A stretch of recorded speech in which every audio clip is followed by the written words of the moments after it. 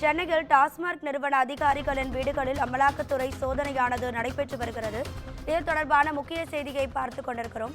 தேனாம்பேட்டை, தியாகராய நகர், சூளைமேடு, மணப்பாக்கம் ஆகிய பகுதிகளில் சோதனையானது நடைபெற்று வருகிறது. டாஸ்மாக் மது விற்பனையில் 1000 கோடி ரூபாய் முறைகேடு நடந்ததாக எழுந்த புகாரின் எதிரொலியாக தற்போது சென்னையில் பல்வேறு இடங்களில் அமலாக்கத்துறை அதிகாரிகள் சோதனையில் ஈடுபட்டு வருகின்றனர். இது தொடர்பான முக்கிய செய்தியை பார்த்துக் கொண்டிருக்கிறோம்.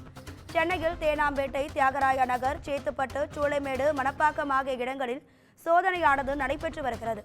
டாஸ்மாக் மது விற்பனையில் 1000 கோடி ரூபாய் முறைகேடு நடந்ததாக எழுந்த புகாரின் பேரில் இந்த சோதனையானது நடைபெற்று வருகிறது.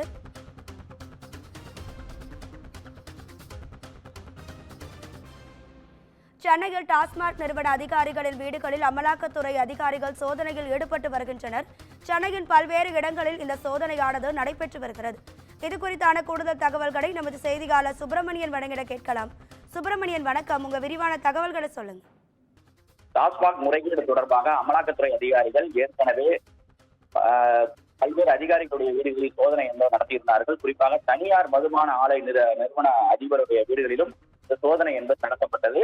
இந்த நிலையில் இந்த வழக்கு நீதிமன்றத்தில் இன்னும் நிலுவையில் இருக்கிறது. அதே போல அமலாக்கத்துறை அதிகாரிகளுடைய விசாரணைக்கு எந்த ஒரு தடையும் இதுவரை நீதிமன்றம் விதிக்கவில்லை. அதன் அடிப்படையில் தற்போது அமலாக்கத்துறை தங்களுடைய விசாரணையை தீவிரப்படுத்தி இருக்கிறார்கள். டாஸ்மாகில் 1000 கோடி வரை மோசடி நிகழ்ந்திருப்பதாக அமலாக்கத்துறை அதிகாரிகள் ஏற்கனவே தெரிவித்திருந்தார்கள். சட்டவிரோத பண பரிமாற்றம் தொடர்பாக வழக்கையும் அமலாக்கத்துறை அதிகாரிகள் பதிவு செய்திருந்தார்கள். அதன் தொடர்ச்சியாக தற்போது மீண்டும் அமலாக்கத்துறை அதிகாரிகள் ஒரு சோதனையை தொடங்கி இருக்கிறார்கள். சென்னை தேனாம்பேட்டையில் இருக்கக்கூடிய டாஸ்மாக் பணியாற்றக்கூடிய அதிகாரிகளுடைய வீடுகளில் இந்த சோதனை என்பது நடத்தப்பட்டு வருகிறது. குறிப்பாக டாஸ்மாக் நிறுவன இயக்குனர் விசாகன் வீடு, அதே போல சென்னையில் இருக்கக்கூடிய டாஸ்மாக் நிறுவனத்தில் பணியாற்றக்கூடிய அதிகாரிகளுடைய வீடு ஆகிய வீடுகளில் இந்த சோதனை என்பது நடத்தப்பட்டு வருவதாக தெரிய வந்திருக்கிறது.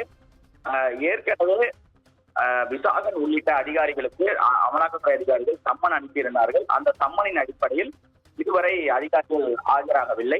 அதே போல இந்த வழக்கு விசாரணையை அடுத்த கட்டத்தை கொண்டு வருவதற்கான நடவடிக்கை என்பது மேற்கொள்ளப்பட இருப்பதாக அமலாக்கத்துறை அதிகாரி தரப்பில் தெரிவிக்கப்பட்டிருந்தது. அதன் அடிப்படையில் தான் தற்போது இந்த சோதனை நடத்தப்பட்டு வருவதாக தெரிய வந்திருக்கிறது. கிட்டத்தட்ட 5க்கும் மேற்பட்ட அதிகாரிகளுக்கு சம்மன் அனுப்பப்பட்டிருந்தது. அந்த சம்மனின் அடிப்படையில் அமலாக்கத்துறை அலுவலகத்தில் ஆஜராகவில்லை.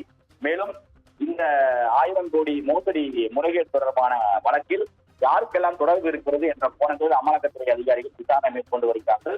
அதன் அடிப்படையில் தான் தற்போது இந்த சோதனையை தொடங்கி இருக்கிறார்கள். தகவல்களுக்கு நன்றி சுப்பிரமணியன்.